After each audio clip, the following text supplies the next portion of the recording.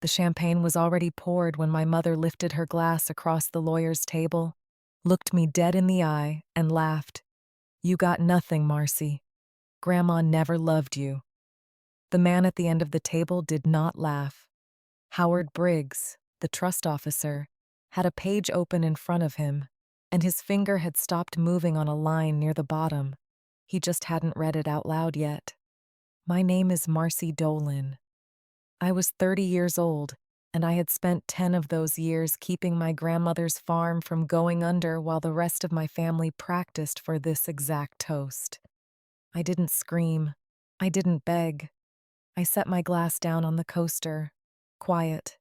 The way you set down something you've decided you're finished holding. There were 4 of us around that table on Paint Street, in a downtown Chillicothe law office paneled in dark wood that smelled like furniture polish and warm printer toner. My mother, Sharon. My sister, Brooke. Me, and Briggs, with 2 folders and a cream envelope I didn't understand yet. Brooke had a number in her head, and the number was $1.4 million. That was what Grandma Eleanor's estate came to, near enough. My mother had been saying it all week like a line from church. She had brought actual champagne to a will reading. 3 flutes. She had counted me out before we left the parking lot. Here is the thing my family never understood about me. I keep books for a living. I don't get loud. I get the numbers right. Hand me a shoebox of receipts and a bad attitude, and I will find the $40 somebody swears isn't missing. And the last clear thing my grandmother ever said to me, 3 weeks before she passed, sitting on her porch swing out on Blackwater Road, was this: "When it's time, Marcy, the books will balance. You'll see." I thought she meant the farm accounts. I had no idea she meant something I would be holding in my own 2 hands, in a lawyer's office, with my mother laughing in my face. So when Briggs cleared his throat and said, "Before anyone toasts, I do need to ask about one line in here," my mother kept her glass up in the air. She thought he was just being thorough. She didn't notice his eyes find me. But to understand why a careful man in a quiet office was about to go pale, and why my mother's hand was not going to stay steady much longer, you have to go back about 10 years. Back to when I was the useful one, and lying to me wasn't worth anybody's trouble. We are from Chillicothe, Ross County, southern Ohio, where the land flattens into corn and the Paint Creek runs brown after a hard rain. My grandmother, Eleanor Dolan, had a farmhouse and 60 acres out on Blackwater Road, and that house was the only place I ever felt like a person instead of a chore. My mother had 2 daughters and exactly 1 favorite, and she never wasted energy hiding which was which. Brooke was the pretty one, the easy one, the one who got a new car at 17 and an apology when she wrecked it. I was the one who got handed the bill. I don't tell you that to be sad about it. I tell you because it's the kind of thing that shows up in the numbers later. And numbers don't lie, even when families do. There's a Thanksgiving I still think about. I was maybe 22. Brooke announced she was opening a tanning salon over in Waverly, and the whole table lit up like she had cured something. I mentioned quietly that I had just finished my bookkeeping certificate. My mother looked at me over the gravy boat and said, "That's nice, honey. Somebody's got to do the boring part." Everybody laughed. I laughed too. You learn to. Grandma Eleanor didn't laugh. She found me later at the sink, drying dishes, and she said, "You come out to the farm Saturday. I've got a drawer full of paper I can't make sense of, and you've got the head for it." So that Saturday, I drove out Blackwater Road, past the Hendersons' place and the old grain bins, and that is how the whole thing started. With a stuck kitchen drawer and a glass of sweet tea. Her kitchen had a drawer by the window that swelled shut every summer, and inside were the farm ledgers. Green columns, her tight handwriting, going back decades. Feed, seed, the cattle a neighbor leased her pasture for, the property taxes, the roof she'd patched twice. I sat at that table and read those books the way other people read a paperback on the beach. The first afternoon, I found a mistake. The feed store down the road had billed her twice for the same $40 order back in March, and she had paid it both times without catching it. $40. I called the store, made them credit it back, and wrote the correction in the margin in pencil, so her ink stayed clean. Eleanor stood at the counter and watched me do it. She didn't say good job. She said something I liked better. You don't get loud about it. You just get it right. She had been watching me my entire life. She was the only one who ever had. That was the start of 10 years. Every spring, when the county tax notice came to that farmhouse, it somehow became my job to deal with it. Officially, on paper, my mother had taken over managing Mom's affairs a few years back. She liked the title. She did not like the work. One February, the notice came due, and Sharon swore up and down she had it handled. She did not have it handled. I found out when the county sent a delinquency warning, in red with a date on it. I drove to the treasurer's office in Chillicothe and paid $4,200 out of my own savings, so my grandmother's farm would not start sliding toward a tax sale. When I called my mother to tell her it was taken care of, she said, "Well, you've always been good with that stuff." Then she asked if I could pick Brooke up from the airport. No, thank you. No offer to pay me back. There was never an offer to pay me back. I was the one who covered the shortfall. Every family has one. We just don't get a plaque for it. For a long time, I told myself it didn't matter who got the credit, as long as the farm was safe and Eleanor was happy, and she was happy. That part was real. We had a routine, the two of us. I'd come out on weekends, balance the month, and we'd sit on that porch swing with the chains that needed oiling and squeaked the whole time. And she would tell me about my grandfather and about the farm before the highway went in. She knew things about my mother she never said out loud. Once, watching the road, she told me, "Your mother counts everything, Marcy. She just never learned how to add it up." At the time, I thought it was an old woman being hard on her daughter. I know now it was a warning. Then Eleanor got sick. It started in her lungs, and then, the way it does, it stopped staying in one place. And when the appointment started up at the hospital in Columbus, an hour up the road, I was the one who drove her.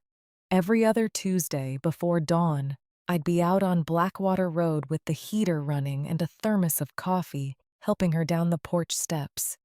She hated the cold, and she hated being helped in that order. We made those drives up Route 23 in the dark, more times than I can count. You want to know where my mother and my sister were for all this? Busy. That was the word. Always busy. Brooke had the salon. Sharon had her life. They called Eleanor on Sundays and told everyone at church how worried they were about Mom. Worried from a safe distance. The cleanest kind of love there is. I did the unglamorous part. The waiting rooms with the bad coffee and the daytime television bolted to the wall. The pharmacy runs. The nights I slept in the recliner by her bed because she didn't like the house quiet. I'm not telling you this for sympathy. I'm telling you because somebody kept track of all of it, and it was not me. Somewhere in that last year, my mother started talking about the farm like it was already money in her purse. When the time comes, she'd say, "That land out there is worth a fortune. Mom doesn't need 60 acres she can't even walk anymore." Then it got worse than talk.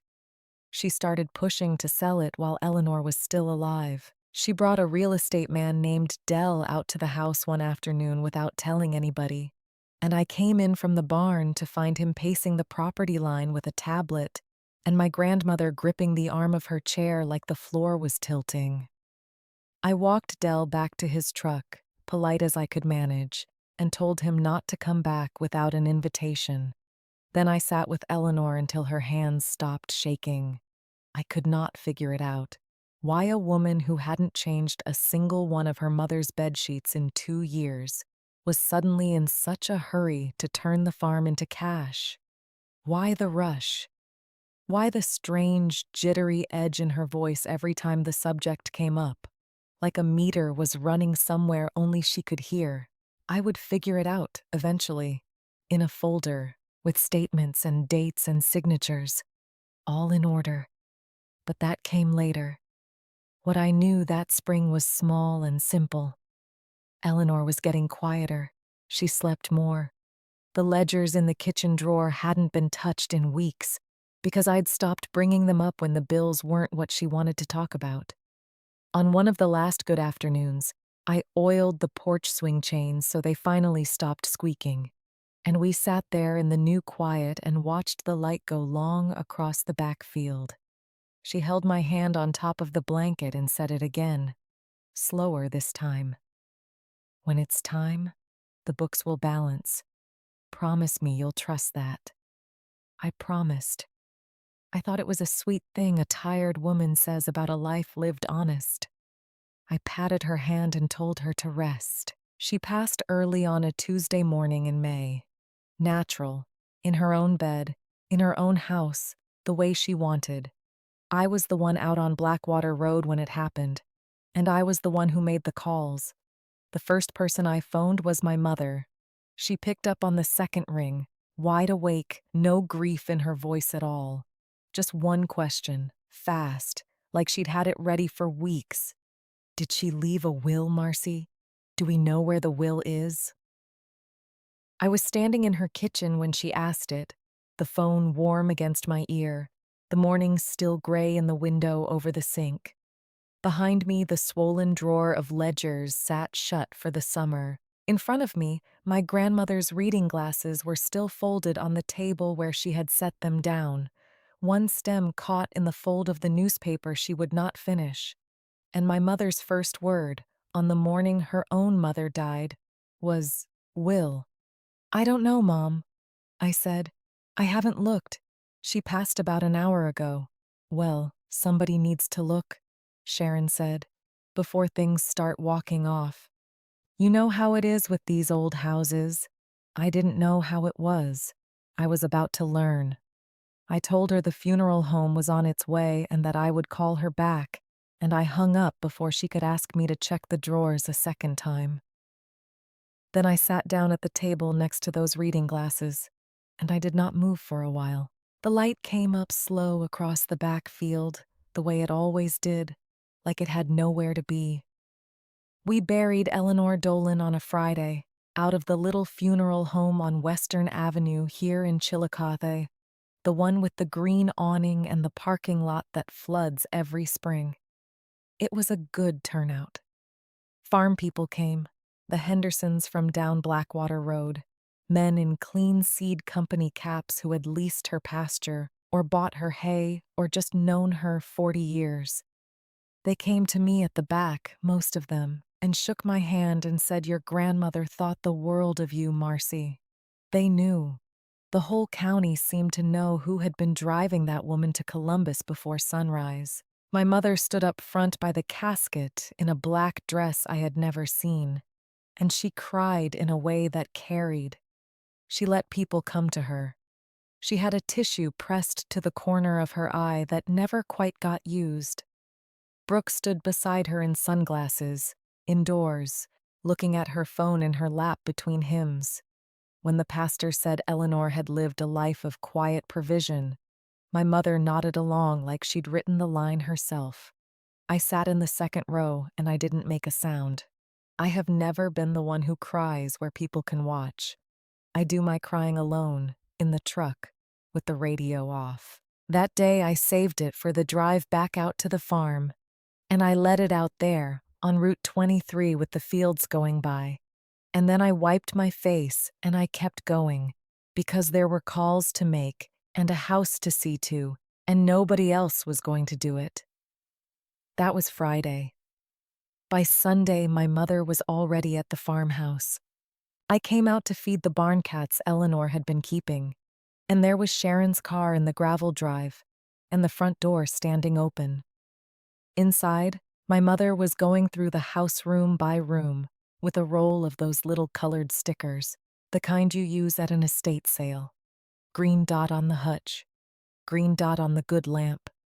She had a green dot on the back of my grandmother's mantel clock, the one Eleanor wound every Sunday night of her life. "There you are," Sharon said, like I was the one who had appeared somewhere I didn't belong. "Good.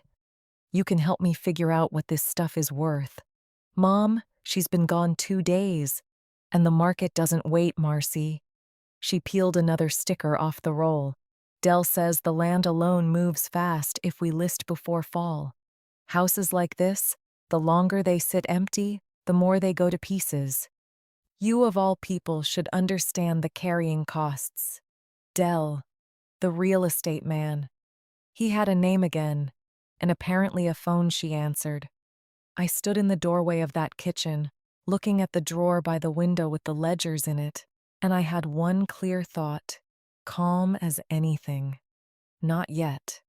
Whatever this was, it was not hers to sticker yet. I keep books for a living. I don't get loud. I get the numbers right. And the first number that mattered was this. Nothing in that house was anybody's to sell until a will said so, and no will had been read. So I did the quiet thing. While my mother measured the dining room for a buyer who didn't exist yet, I went to that swollen drawer, and I worked it open the way Eleanor taught me, lift and pull, and I took the ledgers. All of them. The green columned books going back decades, and the folder of recent statements I had been keeping current right up until she got too sick to care about the feed bill.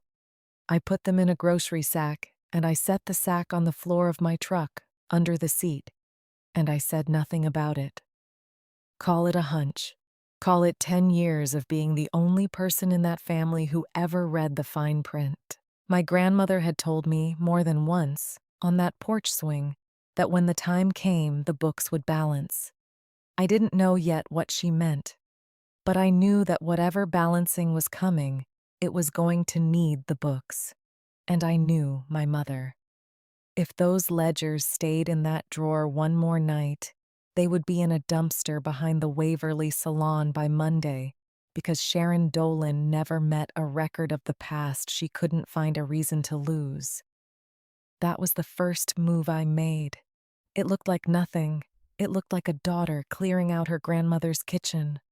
Hold on to it. The letter came 9 days later. It was on heavy cream paper, the firm's name embossed across the top, an office on Paint Street downtown that I knew by the dark windows and the brass plate. Briggs and Cole, Trusts and Estates. Inside, 2 paragraphs, very plain. The estate of Eleanor M. Dolan was being administered by their office. A reading and disbursement meeting was scheduled for the following Thursday at 2 o'clock. All named parties were requested to attend. It was signed, Howard Briggs, Trust Officer. I read it twice. Then I noticed the part my mother would not have noticed, because my mother reads for the dollar amount and stops. The letter did not say will, it said trust. And the word trust does not behave the way the word will behaves. A will gets read out and divided up. A trust is a machine. A trust has a person inside it whose whole job is to run it. Somebody, somewhere in that cream envelope's worth of paperwork, had been named to hold the wheel. I sat with that for a long minute at my own kitchen table, the grocery sack of ledgers on the chair beside me, and I felt the first cold edge of something I could not name yet. Then the phone rang, and it was Howard Briggs himself. I want to tell you he sounded like a man with a secret. He didn't. He sounded like a careful man doing a careful job, which is exactly what he was, and which is why what he said landed the way it did. "Miss Dolan," he said.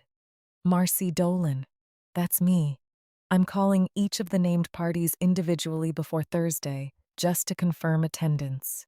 A pause, the sound of a page turning on his end. "I'd appreciate it if you could be there a few minutes early, if that's possible."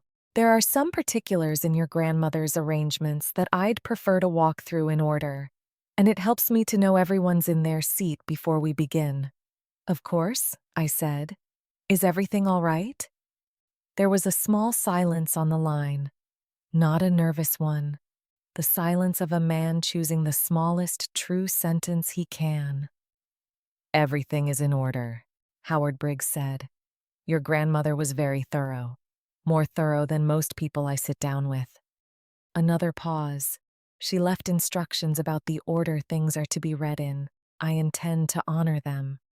I thanked him, and we hung up, and I sat there listening to the dial tone longer than I needed to.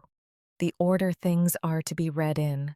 She had left instructions about the order. My grandmother, who balanced her own feed bills in pencil so the ink would stay clean, who had watched me my whole life and said nothing while everyone else said everything, had sat in that Paint Street office at some point I never knew about, and told a trust officer the sequence in which her family was to be told the truth. I did not know what the truth was yet, but I knew Eleanor. She did not do anything out of order, and she did not do anything by accident, and she had spent her last good afternoons telling me to trust that the books would balance. A careful woman builds a careful thing, and careful things have a reason to be read slow. The week before that Thursday, I started seeing the other thing, the thing I would not understand until the binder was open in front of me, but that I caught the edge of early, the way you catch a draft before you find the open window. My mother could not stop talking about money she did not have yet. She called me Tuesday wanting to know if the meeting was really a disbursement, if that meant checks, if Briggs would have the checks there Thursday, or if it took longer. She called me Wednesday asking whether I thought the farm could be listed before it even cleared probate, because Dell said there was a buyer sniffing around and buyers don't wait. And underneath all of it, in her voice, was a sound I knew from 10 years of reading other people's books. The sound of a meter running, the sound of somebody who has already spent a thing and is now praying it arrives. At one point, she said it almost to herself, fast, like it slipped. It just has to come through clean. It has to be Brooks, free and clear, or the whole thing. And then she stopped. And then she changed the subject to whether I was bringing a dish Thursday, as if Thursday were a potluck. Or the whole thing. Or the whole thing what, Mom? I didn't ask. I have learned that the fastest way to make Sharon Dolan stop talking is to ask her a direct question about a number. So I let it sit. But that night, I took the grocery sack of ledgers off the chair, and I spread Eleanor's books across my own table, and I started reading them again, all of them, from the beginning, the way I had that first Saturday with the sweet tea. Not because I expected to find anything in my grandmother's accounts. Eleanor's books were clean. They had always been clean. I knew every column in them. I read them because I had a feeling that very soon I was going to need to know, down to the penny, exactly what my grandmother actually had, and exactly what other people had been telling themselves she had. There is a difference between those two numbers. In my family, the difference between those two numbers turned out to be everything. I want to be plain about what I was that week and what I wasn't. I wasn't plotting. I had no idea what was in that trust. Nobody had told me one word about my own place in it, and I want you to hold that, because it matters for what comes later. I was not a woman with a secret. I was a bookkeeper who had been handed a stuck drawer and a dying woman's promise, and who could feel the way you feel weather, that a reckoning was coming, and that the only honest thing to do was show up to it with the records in hand. So I ironed a blouse. I put the ledgers and the folder of statements into a flat leather case, the one I use for client work, because if there was going to be talk of numbers, I was not going to be the only person in that room who could read them. I did not bring champagne. The thought of it would not have crossed my mind in 100 years. My mother brought champagne. I learned that Thursday, walking into the lobby on Paint Street 5 minutes early like Howard Briggs had asked me to, that my mother had stopped at the grocery on Bridge Street and bought a bottle of real champagne and 3 plastic flutes, and that she had them in a gift bag at her feet, chilling because she was that sure. 3 flutes. She had counted the room before she walked into it. Herself, Brooke, and one more for whoever else mattered, which was never going to be me. I signed in at the little desk. The office smelled like furniture polish and warm toner, that particular smell of a place where serious paper gets made. A young woman walked me back through a hallway of closed doors to a conference room paneled in dark wood, with a long table and a window that looked out on the brick of the building next door. Howard Briggs was already there. Gray suit, gray hair, a face like a man who has delivered a great deal of news in his life and learned to deliver it level. He had 2 folders squared on the table in front of him, and, off to one side, a single cream envelope, sealed, lying face down where I couldn't read it. He stood when I came in. He shook my hand, and he looked at me for just 1 beat longer than a stranger would, the way you look at someone when you know something about them that they don't know about themselves yet. "Miss Dolan," he said, "thank you for coming early. Please, sit anywhere you like." I sat down on the side of the table with my back to the window, set my leather case flat in front of me, and folded my hands on top of it. And we waited, the two of us, in that quiet wood-paneled room, for the rest of my family to arrive and pour their champagne. They came in at 2 minutes to 2, and I heard them before I saw them. My mother's heels on the wood floor of that hallway, quick and certain, and her voice already going, telling the young woman at the desk that yes, they were the family, they were the Dolan party, they were expected.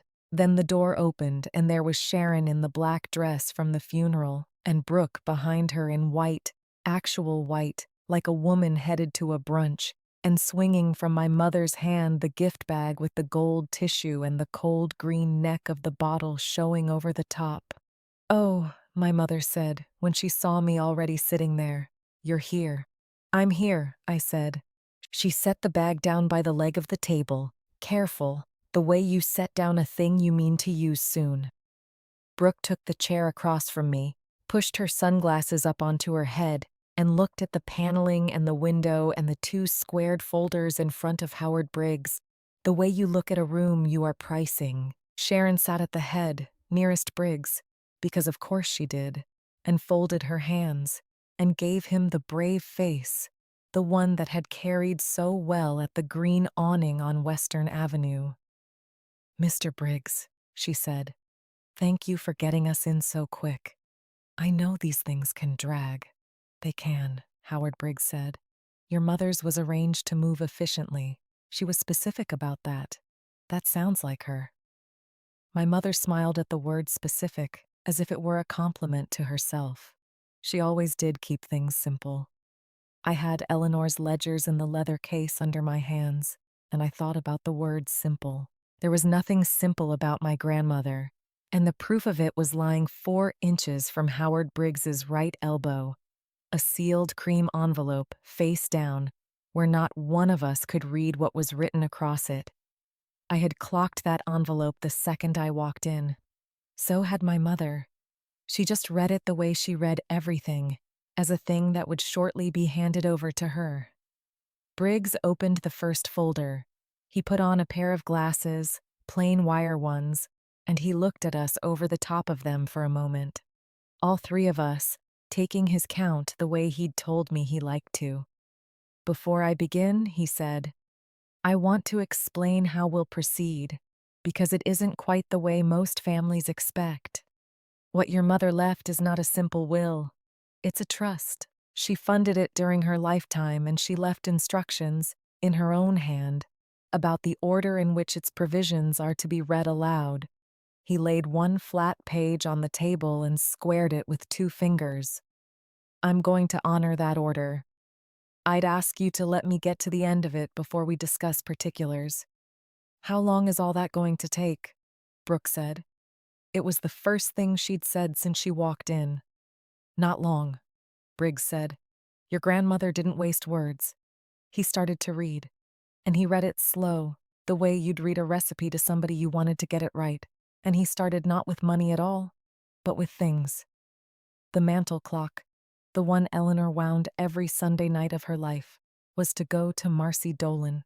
My mother's head turned a quarter inch at my name and turned back.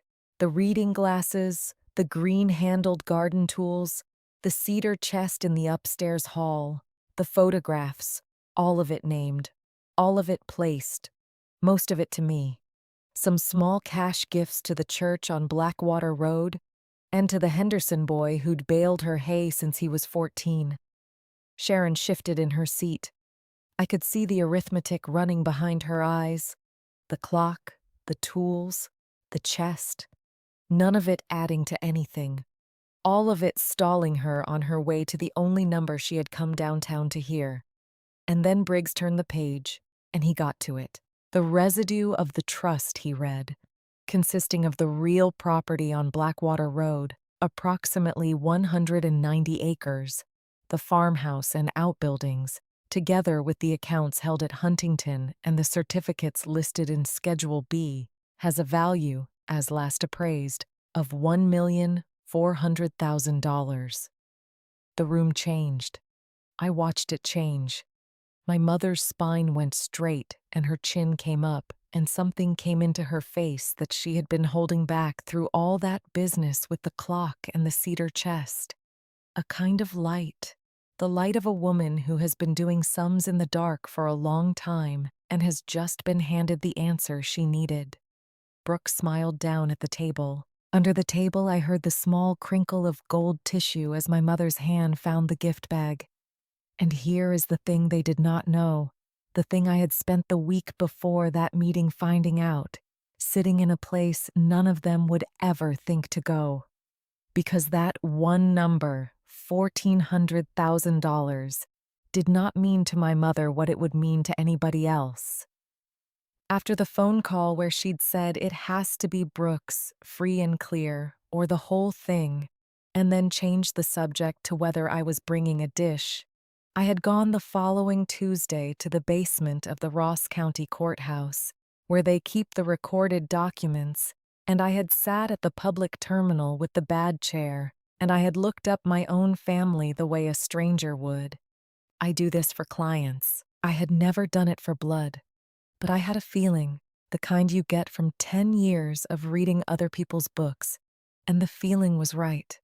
There was a home equity line of credit recorded against my mother's house on Caldwell Street, taken out the year before, drawn down to the last dollar, a little over 180,000 of it. There was a second mortgage on Brooks Place out by the bypass, and my mother's name was on it as co-signer in ink, witnessed and stamped. And there was a commercial note, $90-some thousand, against the tanning salon Brooke had opened up in Waverly, the one with the purple sign, the one whose dumpster I had pictured the ledgers going into.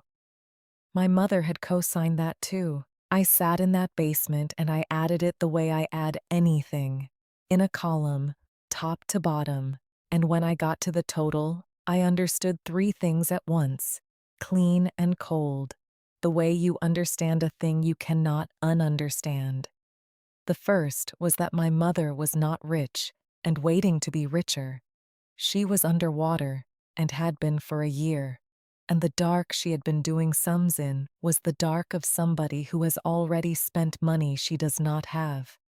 The second was that she had spent it forward, every dollar of it, against this.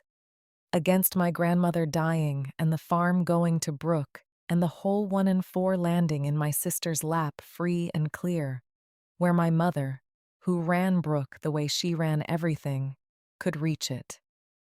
The Hellock, the cosign note, the salon, all of it was a bet, and the inheritance was the payout, and she had placed the bet before the race was run.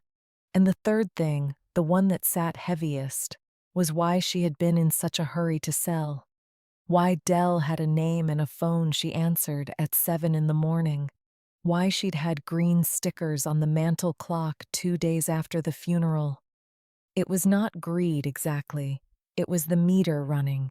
It was a woman who could hear the bank's footsteps behind her and needed the land turned into cash before the footsteps caught up. She had to have it now, and she had to have it clean, or the house on Caldwell Street and Brooks Place by the bypass and the Purple Salon in Waverly all came down together. I knew all of that, sitting in that paneled room on Paint Street, holding a leather case full of the only honest records left in my family, and not one of them knew that I knew. That is the part I'd ask you to hold. They thought the dangerous person in that room was the trust officer reading slow off a page. They did not look at me twice. Well, my mother said, she could not hold it anymore. Well, that's just exactly what she'd have wanted. She reached down and lifted the bottle out of the bag, and the gold tissue slid off onto the floor, and she stood it on the conference table next to Howard Briggs's squared folders, like she owned the table and the man behind it. She got out the 3 plastic flutes and stood them in a row. 3. I counted them again, because I had counted them in the lobby, and I wanted to be sure of what I was seeing. 1 for herself, 1 for Brooke, and 1 for whoever else in that room counted, which had never once in 30 years been me. "Mom?" Brooke said, half a laugh, glancing at Briggs. "Should we wait?" "For what?" my mother said. He read the number, 1,000,004, to my daughter. She was working the cage off the cork with her thumbs, not looking at me, talking past me the whole time, the way you talk past a chair. "Brooke, baby, you are set. You are set for life. The salon, the house, all of it, handled."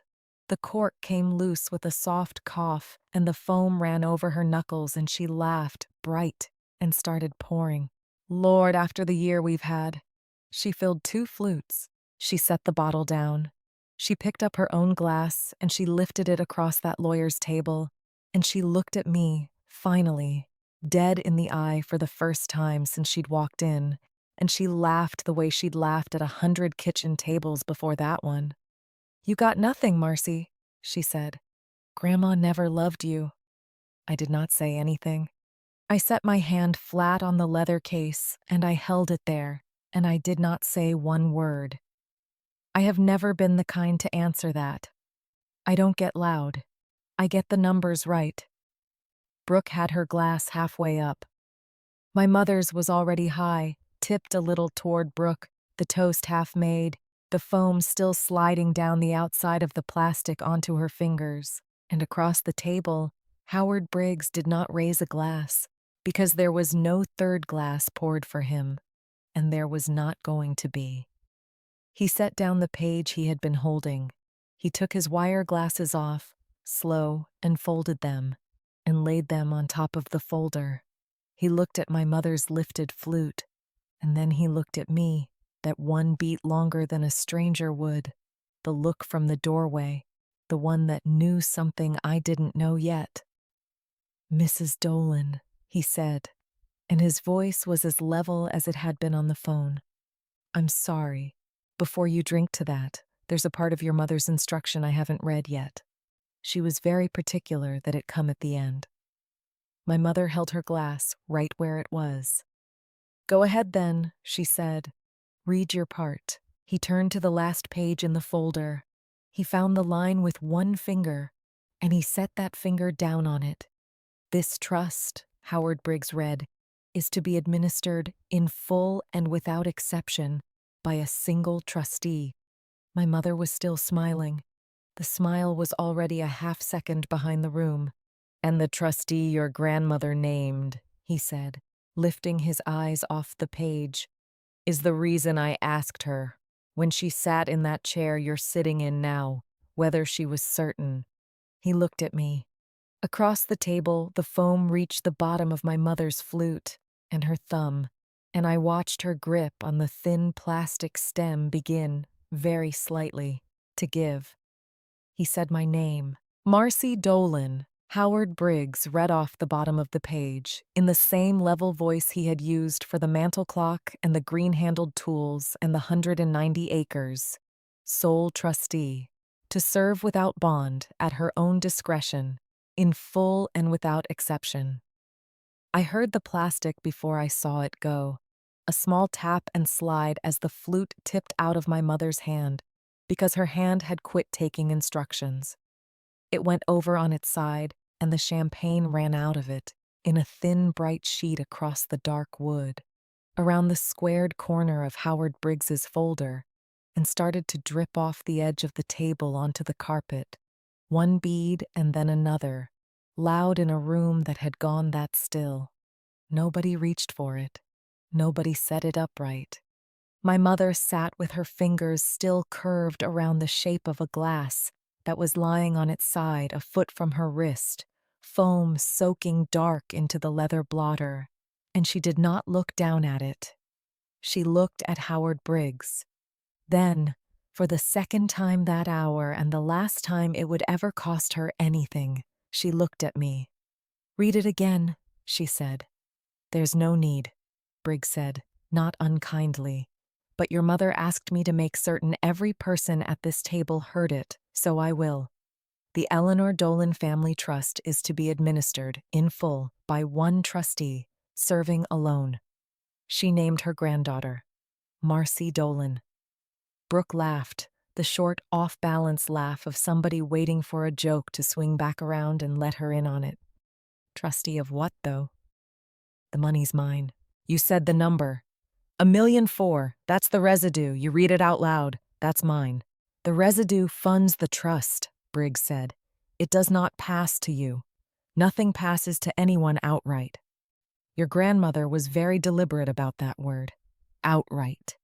She struck it from an early draft herself. The principal stays in trust. Distributions come at the trustee's discretion, measured against a letter of wishes she wrote in her own hand, and the trustee is your sister. I watched it travel across my mother's face, slow, the way you watch water find the low place in a floor.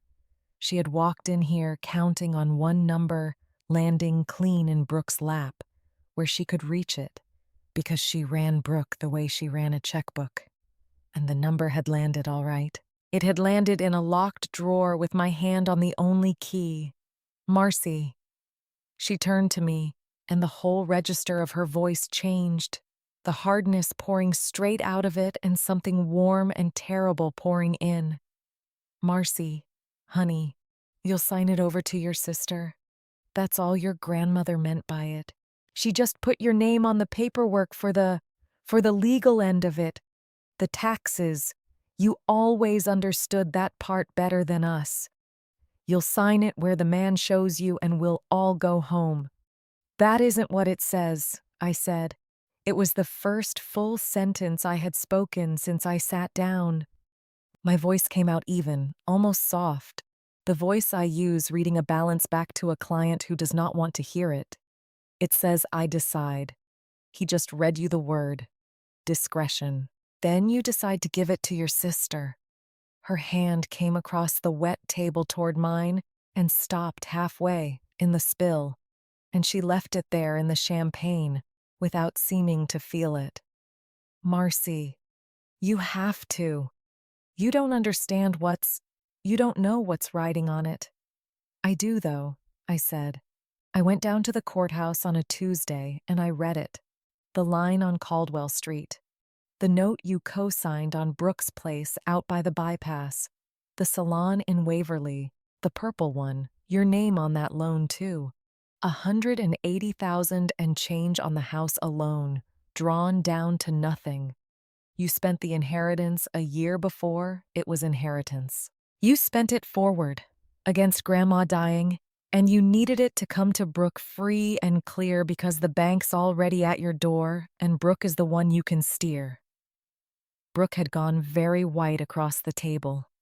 "Mom," she said, Mom? What's she talking about? What note? You said the salon was handled. My mother didn't answer her. She was still looking at me, and her mouth had stopped being able to make the warm shape. They'll take the house, she said finally, low, like the words had been waiting a long time behind her teeth. Marcy, they'll take Caldwell Street. They'll take Brooks. That's why it had to sell quick, the farm. That's why I had Dell out there before the flowers were even. I needed it turned to cash before the bank. She stopped. She had heard herself say it in front of the lawyer. Her eyes went to Howard Briggs and came back, and she understood she had laid the whole thing on the table next to the spilled champagne, and that I had already known every figure of it before she said a word. There it is, I said quietly. That's the why. I just couldn't say it out loud for you. It had to come from your side of the table. Howard Briggs let the quiet sit a moment. Then he reached over and picked up the single cream envelope that had been lying face down by his elbow since before any of them walked in, and he turned it over, and across the front of it, in my grandmother's careful, upright hand, it said, "For the trustee, to be opened by her alone." This came with the documents, Briggs said. He slid it across the wet wood toward me, around the spreading champagne, careful to keep it dry. She was specific. Only the trustee opens it. When I asked her in the chair you're sitting in whether she was certain about all of it, this is the thing she touched. She said, "When it's time, the books will balance," and then she'd know I read her right. He looked at me over the wire glasses.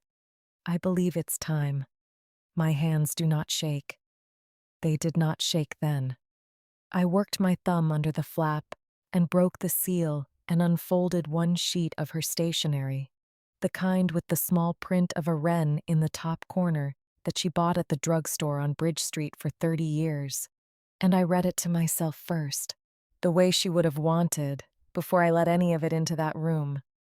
"Marcy," it said, "if Howard has handed you this, then I am gone, and you are holding the whole of it, which is exactly the way I built it. You kept this family's books for 10 years and never once kept your own. You fronted the property taxes and let them think the county was lenient. You drove me out to Adina every other Thursday for the treatments, and you never once mentioned the gas in the truck. You balanced columns that other people stood there and emptied, and you never let it show on your face. So I did your books for you, quiet, the same way you have always done everyone else's. When it is time, the books will balance, and it is time now. You were provided for the entire way, child. You were loved the entire way, no matter what gets said across whatever table they read this at. Keep the farm if you want it. Sell it if you do not. But you decide, because you are the only one of them who ever counted the cost of a thing before she spent it. Grandma. I read it twice. I folded it back along its creases. And then I did the only thing I have ever needed to do to my family, which is the smallest thing there is. I set the letter down on the dry part of the table, face up, where my mother could see the wren and the handwriting and could not read a word of it from where she sat, and I left it lying there between us, and I did not pick the champagne back up off its side. "What does it say?" my mother said. "It says I decide," I told her. "Marcy," Brooke's voice had climbed. "Marcy, if Mom defaults on my place, I lose the house, the salon. You can fix it. You're sitting on $1,400,000. You can pay it down. That's nothing to a trust that size." "I could," I said. "A trustee can do a lot of things at her discretion."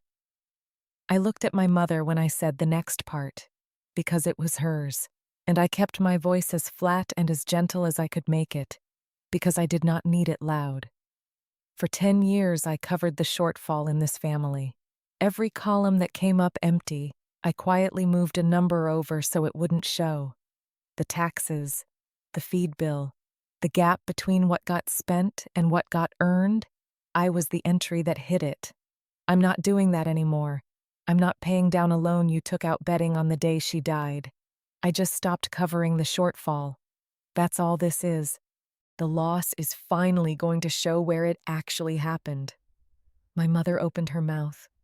Nothing came. Howard Briggs slid a single page across to her, the letter of wishes, the conditions in Eleanor's own words, and he read the binding lines aloud in his level voice so there could be no argument later, that the principal was protected from the beneficiary's creditors, that no distribution could be compelled, that the trustee's judgment was final and reviewable by no one at that table. He certified it the way you certify a thing into the record, plainly, out loud, twice. When he finished, my mother stood up and her knees caught the table, and the champagne bottle rocked and did not fall, and she walked out of that paneled room on Paint Street without the gift bag, without Brooke, without one more word for me, her heels going quick and uneven down the hallway and then gone. The first thing I did as trustee, before I drove home, was sign the form that took the farm off the market, and I called Dell from the parking lot on Paint Street and told her the listing on Blackwater Road was dead and the lockbox could come off the gate. The second thing took longer. I had the trust put the Henderson boy on a real arrangement for the hay, in writing, his name on a paid agreement at a fair rate. Back pay figured to the season he started at 14, because he had worked that ground for years the way I had kept those books, useful and unthanked and invisible in the totals, and I was the one holding the pen now, and I was not going to let one more quiet person be the line nobody bothered to read. I drove out to the farmhouse that evening. The porch swing was moving a little on its chains when I came up the lane, the way it always did near dusk when the air came off the field.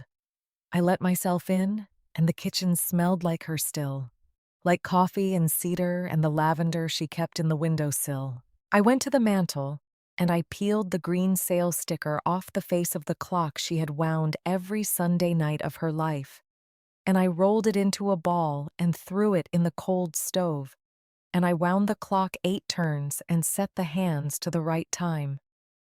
Then I opened the drawer by the sink where the ledgers had always lived.